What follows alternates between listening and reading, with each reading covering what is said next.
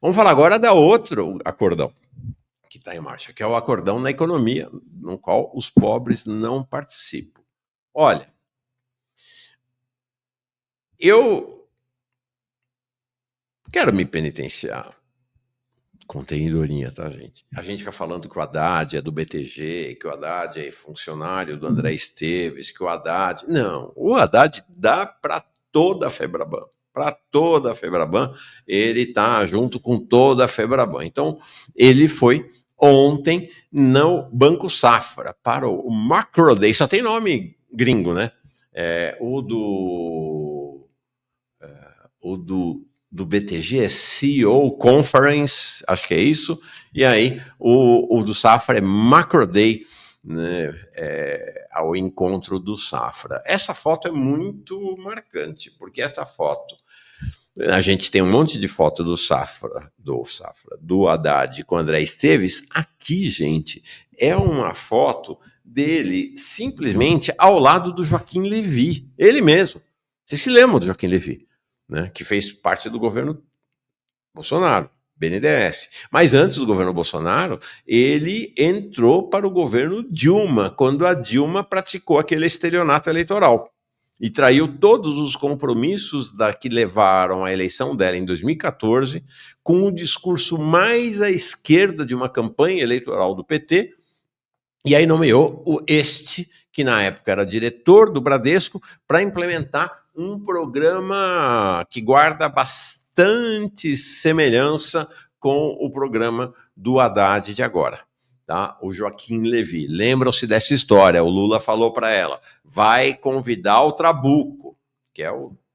Né, não é o dono do Bradesco, mas era o presidente do Bradesco na época, hoje ele é o presidente do conselho, grande amigo do Lula.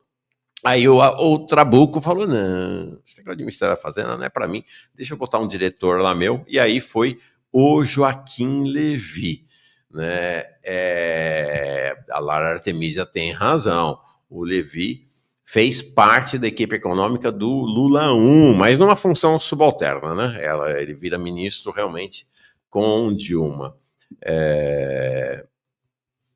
Essa é E aí tá lá, os dois numa conversa realmente impressionante ontem. Eu fiquei muito chocado com essa disfarçatez, né? Aí o Haddad, nessa entrevista, nesse diálogo, e aí tá lá, cheio de dono de empresa, rentista, especulador, investidor, só gente fina na plateia. Na conversa, ele vai fazer uma coisa assim que realmente é espantosa. Ele vai dizer o seguinte, que o Estado não pode ser mais o motor do crescimento da economia. Ele diz que tem que reduzir o tamanho do Estado, tem que esmagar a capacidade de investimento do Estado e confiar que o investimento privado e o investimento das famílias vai fazer o milagre do crescimento. Ele diz assim, não precisamos de impulso maior do que esse para crescer. Qual é o impulso maior? O investimento privado e o investimento das famílias. Isso aqui é um êxtase neoliberal dele, né? É um negócio assim impressionante. Isso é o cânone neoliberal mais estrito. Eu fico imaginando, às vezes, se o Haddad fosse para a China. Presidente Lula, manda o Haddad para a China para ser ministro da Fazenda lá, ele acabava com a China em menos de um ano. A China faz tudo ao contrário do que o Haddad diz aqui. A China tem déficit fiscal recorrentemente, o centro da alavancagem da economia chinesa é o Estado chinês. É um negócio assim, escabroso essa história. É um cânone neoliberal, na verdade até mais do que neoliberal, e eu já explico, né, na avaliação do Davi De Caixa. Então, agora é o seguinte, então para ele é essa ideia, né? A fadinha do investimento privado e da poupança das famílias vai fazer o país explodir, né? Como é que o Michel Temer falava? Vocês se lembram disso? Era o milagre do crescimento? Não, não era o milagre do crescimento. Na época do Temer tinha uma história de que se você liquidasse a legislação trabalhista, o Brasil ia viver festival de crescimento, não lembro qual era a expressão do governo Temer. Ele fala a mesma coisa, de que se com o investimento privado e o investimento das famílias, você vai ter um milagre do crescimento no Brasil. Nós vamos crescer como nunca antes na história. Mas em que país o Haddad acha que está? Será que ele sabe que neste país aqui em que nós vivemos, 60% das famílias recebem até um salário mínimo? E 90% das famílias recebem até 2 salários mínimos? Ele acha que ele está vivendo na Suécia? Quer dizer, então, que a poupança de famílias que recebem até 2 salários mínimos vão alavancar o crescimento do país? Isso não existe em lugar nenhum. Não alavancou na China, não vai alavancar aqui no Brasil. A posição do Haddad, gente, é importante dizer, coloca ele léguas à direita, por exemplo, de um Delfim Neto. Da direita até, por incrível que pareça, do Paulo Guedes. É inacreditável uma coisa dessa. É inacreditável que a gente esteja assistindo isso. Segundo o Davi De Castro, isso nem dá para chamar de neoliberal. Ele chama de liberalismo pré-keynesiano tosco. Impressionante. Eu até separei aqui um trechinho para a gente ouvir, porque o pessoal fica dizendo, não, tá... Ontem eu coloquei uma nota sobre isso lá no Twitter, alguém dizendo, não, mas não foi isso que ele falou, você tem comprovação de que ele falou? E ficou perguntando para aquele negócio de inteligência artificial lá do Twitter, não, foi isso mesmo que ele falou? E aí fica, né, esse o nível da turma. Deixa eu colocar aqui um trechinho, então, do Haddad desfilando no Banco Safra. Tá aqui. Haddad. Tá aqui. Vou colocar um trechinho, então, tá? Vou botar som no máximo. Muito. Creio também que a política fiscal, ela, na atual circunstância, e você sabe o que eu penso a respeito, nós temos que...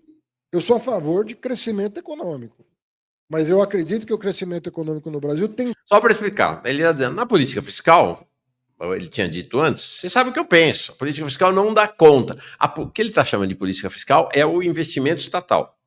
Tá? E aí ele vai defender a visão dele de crescimento econômico. Presta atenção. Tem tudo para ser puxado por consumo das famílias e por investimento.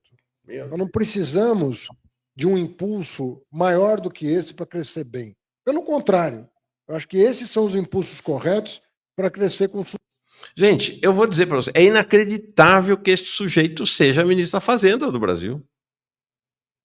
Dizer que o impulso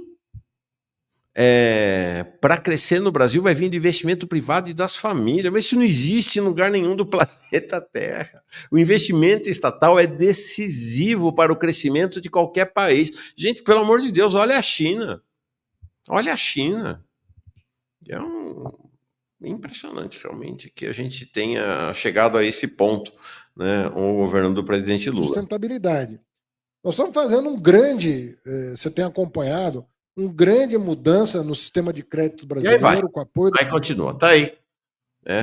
É o suficiente para ouvir. O Ximenes pergunta, Mauro, cadê a redução da Selic? Onde anda o Galipo? Calma, vai chegar a vez do Galipo aqui, não tem só a Haddad, não. Né? Mais do que isso, né, o Haddad vai dizer durante a conferência que o Brasil está com uma agenda externa correta e destacando o acordo Mercosul-União Europeia. É um negócio inacreditável. Eu tenho dito isso. Esses patriotas de boné, a história do Brasil é dos brasileiros, são entreguistas. É um governo entreguista. Eles ficam botando o boné de que o Brasil é dos brasileiros e vão entregar o petróleo da Amazônia para todas as... Eles ficam lá dizendo, não, mas tem que... Não, você não pode, vocês querem impedir o Brasil de explorar petróleo. Porque a Exxon, a Chevron, a Shell estão explorando na Guiana e nós aqui não vamos explorar, temos que explorar, o Brasil tem que explorar. Vocês vão ver a hora que sair a licitação lá para exploração. vão entregar o petróleo da Amazônia para a mesma Shell, para a mesma Chevron, para toda essa turma.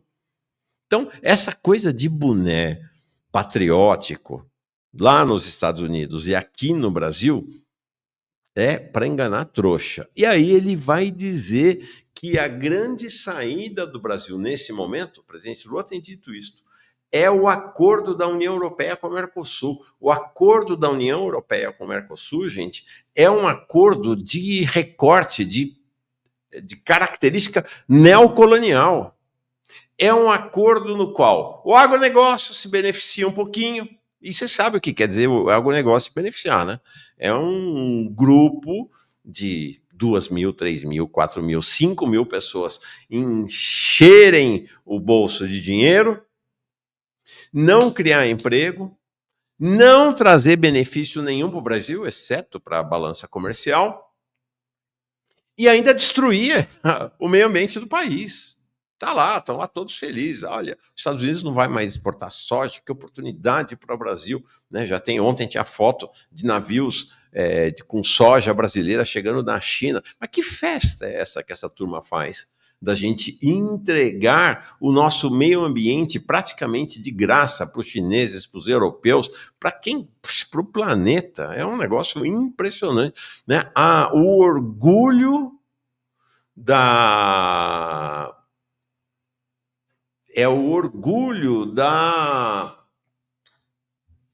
de fazer disto aqui um grande fazendão. E o acordo com a União Europeia é o acordo para aprofundar a lógica do fazendão. Eles vão abrir, gente, esse acordo com a União Europeia vai abrir o mercado de compras governamentais brasileiras para os europeus. É um negócio, é chocante esse acordo com o Mercosul. Não sou eu que estou falando isso.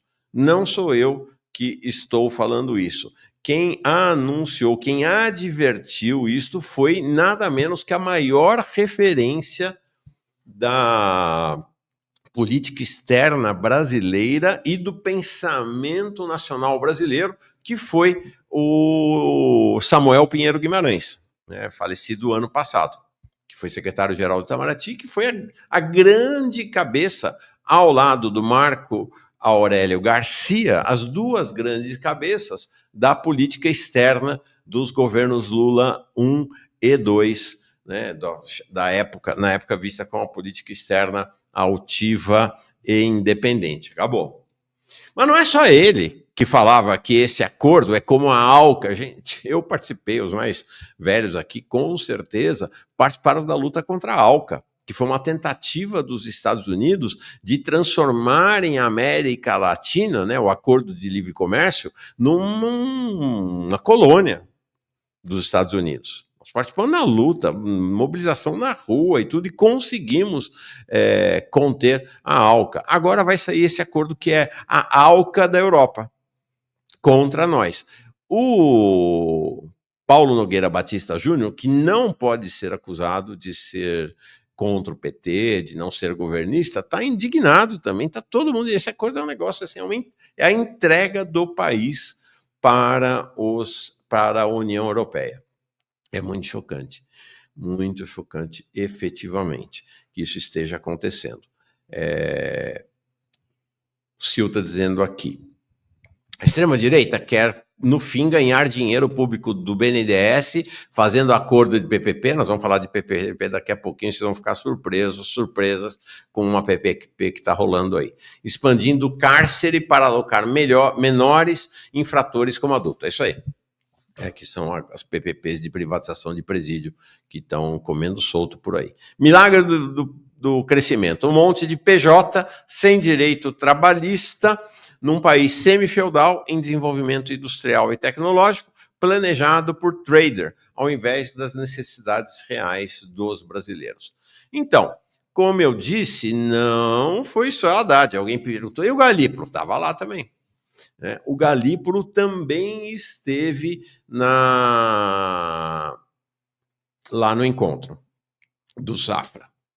E foi espantoso, né? Enquanto o Haddad fez essa defesa absurda, né, neoliberal, ou até pior que neoliberal, como diz o Davi de Caixa aqui, liberal pré-keynesiana, né, tosca, né, de achar que investimento privado e poupança das famílias vai fazer o país crescer, o Galípolo foi lá para defender o desemprego. Impressionante, impressionante. Olha aqui o que ele falou, eu mostro daqui a pouquinho. Esse que está ao lado dele, o Joaquim Levy é o diretor de estratégia econômica do Banco Safra. Esse que está aí é o Eduardo Yuki, é o economista-chefe do Safra. Tá? Cada um dos dois fez dupla ali, um com Haddad, outro com um Galípolo. Tá? Então, ele faz uma pergunta sobre essa questão do desemprego e do mercado de trabalho. Aí, o que diz ele? Ó, aqui é a reportagem do Valor, mas eu vou mostrar um trechinho. Na avaliação de Galípolo, há um descompasso. Olha que interessante isso aqui. Há um descompasso no momento entre a política monetária brasileira e no mundo. No mundo você tem uma tendência de queda de juro e no Brasil uma elevação. Por quê? Muito em função do comportamento doméstico, de uma economia que segue mostrando resiliência e um dinamismo maior. Ou seja, enquanto o mundo está entendendo que tem que ir para a recessão, que tem que baixar o crescimento, a economia brasileira rebelde, quer continuar crescendo. E aí vai ser punida por isso. Aí ela merece punição, porque afinal a economia brasileira não se submete a esta determinação de crescimento menor. Eles são inconformados. Eles estão inconformados porque a economia brasileira tem dado mostras de vigor. Ao ser perguntado se uma desaceleração do mercado de trabalho, por desaceleração do mercado de trabalho, leia-se aumento do desemprego, seria um fator necessário para que o Banco Central reduza o grau de aperto monetário, ou seja, se tiver desemprego em massa, reduz a taxa de juros, Galípolo preferiu não apontar, malandro, né, uma variável de forma isolada, mas afirmou que esse seria um processo lógico e esperado dos efeitos do aperto monetário, ou seja, um efeito lógico e esperado do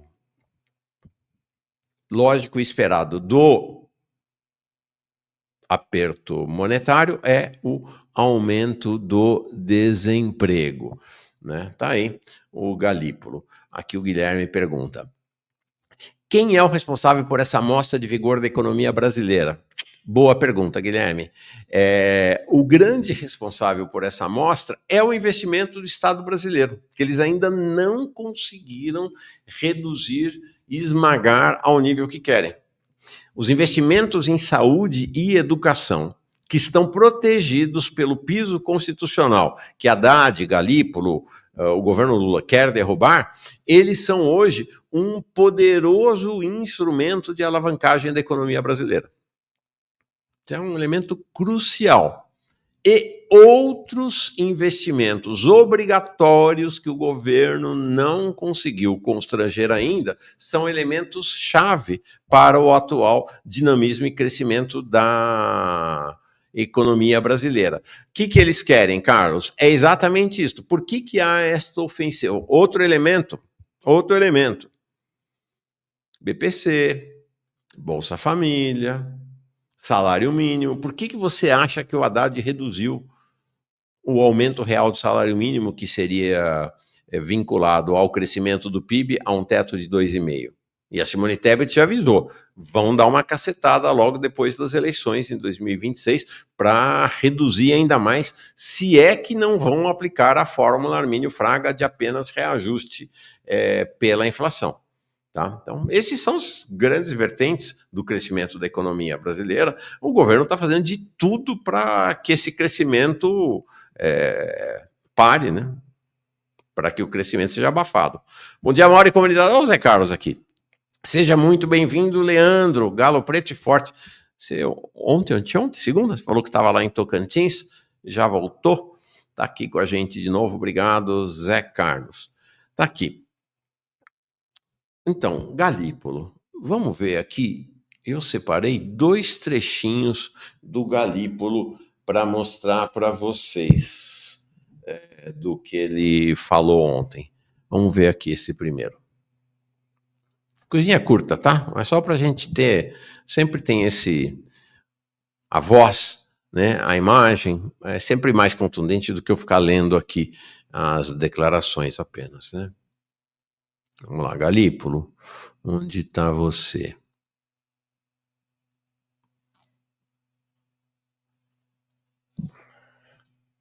Deixa eu ver se é essa aqui. Acho que... vamos ver. Tá aqui, vou botar na caixa. Som na caixa. Vinha comunicando, acho que já desde dezembro, não só de janeiro. A gente entende que a gente fez um esforço grande de avançar para um terreno contracionista com alguma segurança, independente da taxa neutra que se considere, né? É lógico que a gente está no processo ainda de mensurar o quão contracionista é o necessário, mas a gente fez esse movimento e sabendo das defasagens de que a gente antecipou bastante aquilo que estava na curva, a gente precisa poder medir e receber informações dos dados de maneira que a gente consiga reunir confiança de que a inflação está convergindo e que a gente que a política monetária está produzindo os efeitos desejados, né? Esse processo de reunir, a gente já no passado, logo quando eu cheguei no Copom, a gente tinha naquele momento alguns indicadores que sinalizavam um processo de desaceleração e com uma inflação mais bem comportada do que estava agora, que depois se reverteu. Por isso que eu acho que o importante é a gente conseguir reunir dados em diversidade e quantidade o suficiente para que a gente possa reunir esse nível de confiança, né? E como você falou, ainda com essa complexidade adicional, que é a mensuração do PIB ex-agro não está trivial em função do que aconteceu do ponto de vista de sazonalidade. Ou seja, ele foi ao Banco Safra para dizer para os rentistas brasileiros: fiquem tranquilos que nós vamos continuar aumentando a taxa de juros. Mais Galípolo para vocês. Mais Galípolo para nós outros aqui. Então, outro trecho aqui do Galípolo. Deixa eu ver se é esse.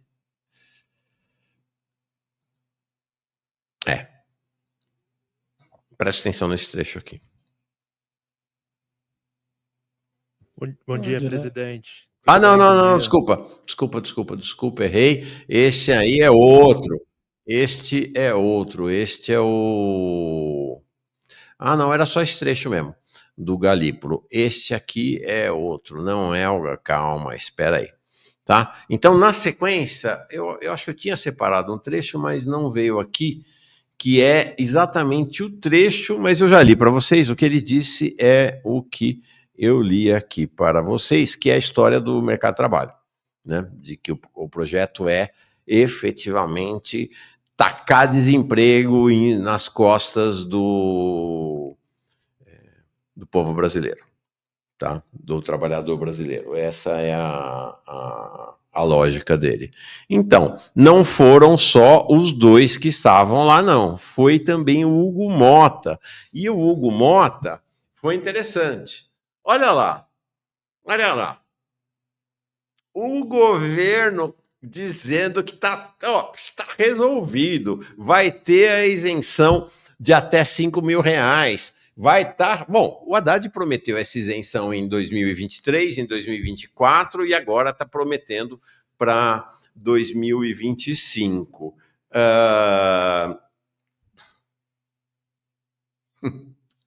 Aí o Hugo Motta vai lá, no Banco Safra, porque a questão da isenção dos 5.000 não é só a isenção dos 5.000. Para ter a isenção de 5.000, que significa que o governo vai deixar de arrecadar por conta da isenção, o governo precisa garantir, está na regra. É a lei de ouro do orçamento público. Ele precisa garantir que uma receita equivalente àquela que vai deixar de entrar aconteça. E a maneira como essa receita vai acontecer é o governo está dizendo que vai ser tributar o andar de cima. Aí o Hugo Motta vai lá para dizer: não, gente, calma, não é assim. E o que era para estar rolando já agora, já esticou para o segundo semestre. Vamos ver, Hugo Motta? Vamos ver. Ele tá lá para tranquilizar. Gente, é nós, né? Nós com nós aqui. Né? Ele com a turma. Vamos dialogar aqui entre nós. Tá aqui, ó. Olha, é muito legal isso, é muito revelador. Ministro Joaquim.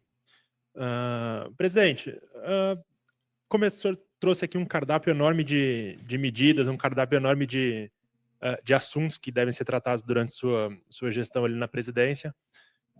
Começando pelo começo, que é a pauta prioritária do governo para esse ano. O Haddad apresentou a reforma da renda, a reforma de isenção de imposto para quem ganha até 5 mil, mas eu creio que a maior dúvida do mercado é sobre as compensações, ou seja, a compensação que o governo propôs. Objetivamente, o senhor acha que tem tração essa compensação dentro da Câmara hoje, a preço de hoje? Ou o senhor acha que... Compensação é a taxação do andar de cima, tá? É disso que ele está falando. Esse debate ele vai se estender a ponto de trocar essa compensação, de virem novas compensações, você falou em gasto tributário e tudo mais. Como é que está essa conversa hoje? Olha, primeiro, achar que o Congresso não irá mexer na proposta é uma opção completamente, acho que fora daquilo que é a realidade política hoje dentro da Câmara. Nós procuramos, colocar para relatar essa matéria um deputado muito experiente, que até então era o presidente da casa, que é o deputado Arthur Lira, que tem uma capacidade de diálogo com todos os partidos da casa, irá com certeza dialogar com o setor produtivo. A comissão deverá ser instalada na semana que vem. Então, vocês viram, né? Porque ele está dizendo, olha, gente, o Wellington, acho que não ficou claro o que eu falei. 5 mil no andar de cima. Não é disso.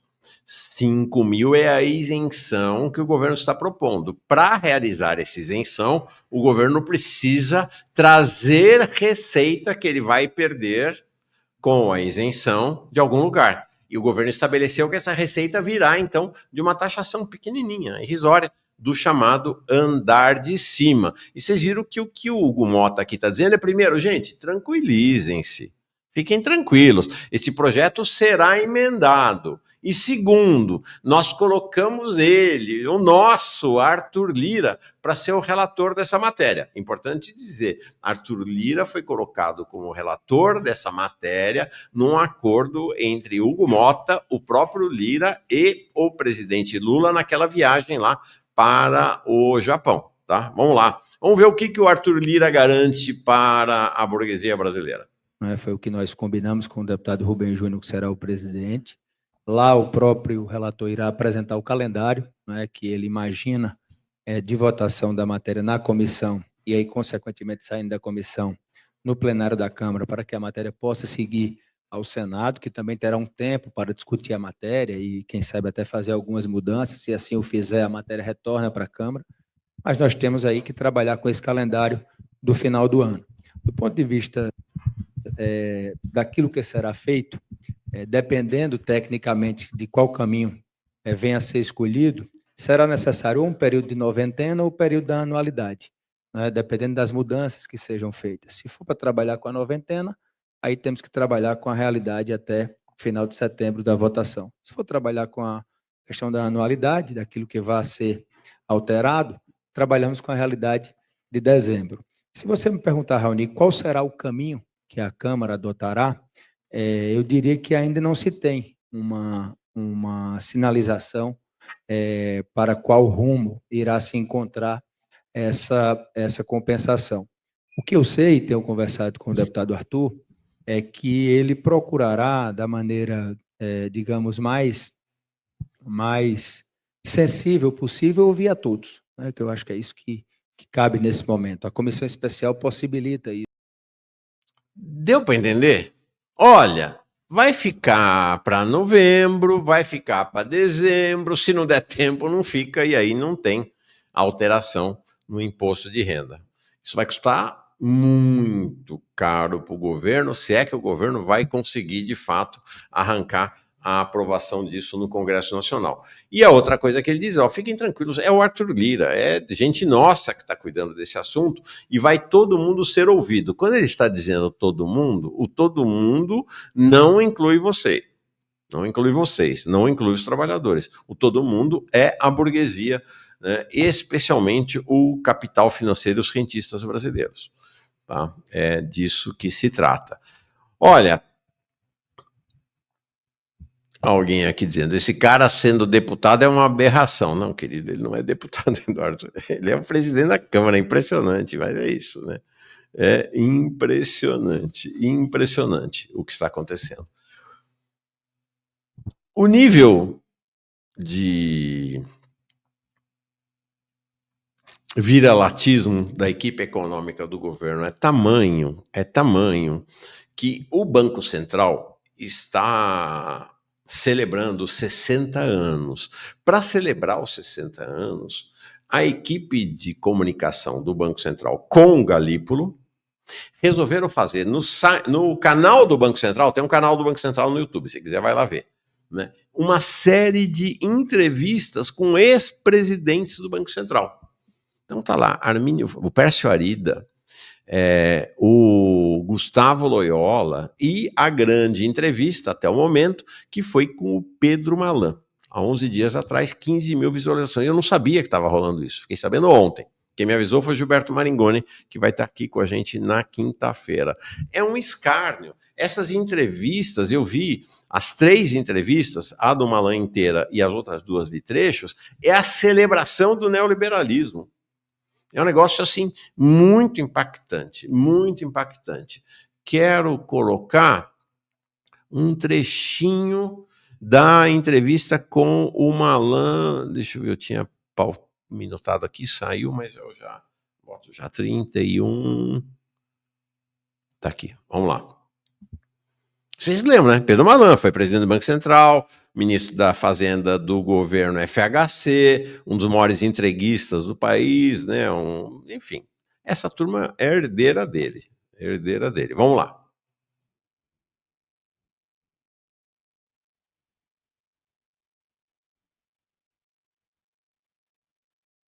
Opa, pera lá. Eu não coloquei na tela, peraí. Desculpa, gente. Bobagem. Fiz bobagem. Deixa eu colocar na tela aqui. Tira essa e mete o Malan aqui.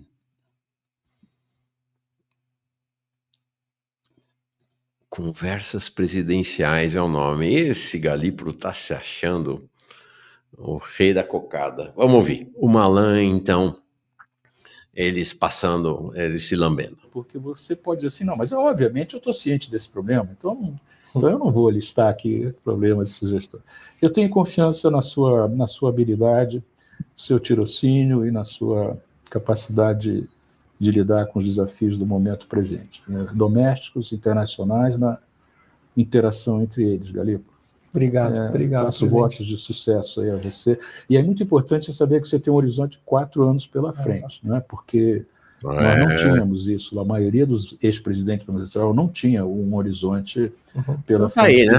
A celebração da autonomia do Banco Central, a celebração da gestão do Galípolo, a confraternização entre toda o pensamento neoliberal do país. O Maringoni escreveu um breve texto sobre esta série. Ele diz assim, o Maringoni tem sido muito pontual, né? Muito assertivo e me parece que é acertado na mosca o diagnóstico.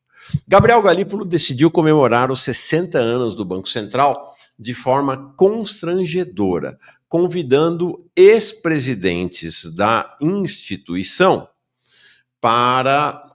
Pronto, deixa eu voltar para o texto. Para um bate-papo entre cavalheiros, melhor dizendo, entre iguais. A conversa com Pedro Malan, que a gente acabou de ver esse trechinho, é especialmente reveladora. Galípolo não se segura em adulação e babação de ovo com um dos pais do Plano Real e da implantação do neoliberalismo nessas terras. Agradece pelos serviços prestados ao Brasil, exibe admiração incontida, pede conselhos, esse trechinho é exatamente ele pedindo conselho para o Malan, e ignora solenemente um pequeno detalhe, o país e o mundo à sua volta. Nada de Trump, nada de indústria, nada de desenvolvimento. Galípolo, como se sabe, foi inventado por Lula e Fernando Haddad para a vida política. Galípolo é homem de confiança total de ambos. Foi secretário executivo do Ministério da Fazenda em 2023. Está afinado com o PT. E agora, percebe-se, com o PSDB das privatizações, da entrega do Brasil ao mundo da alta finança e da adesão cega ao mercado. O vídeo mostra um encontro de almas. Nunca houve diferenças reais entre os dois partidos. Ambos veem no Estado um problema, como a gente mostrou há pouco, né? O Haddad dizendo, não, nada dessa história do Estado. O Estado não serve para fazer a economia crescer. O que faz a economia crescer é a poupança das famílias e o setor privado. Ambos, então, PSDB e PT, veem no Estado um problema. Ambos são contra a era Vargas. E jamais o PT buscou reverter as privatizações de FHC ou as políticas de arroxo fiscal e monetário. Da mesma maneira, em relação às políticas de Temer e Bolsonaro, que o PT, o governo Lula III, não buscou reverter.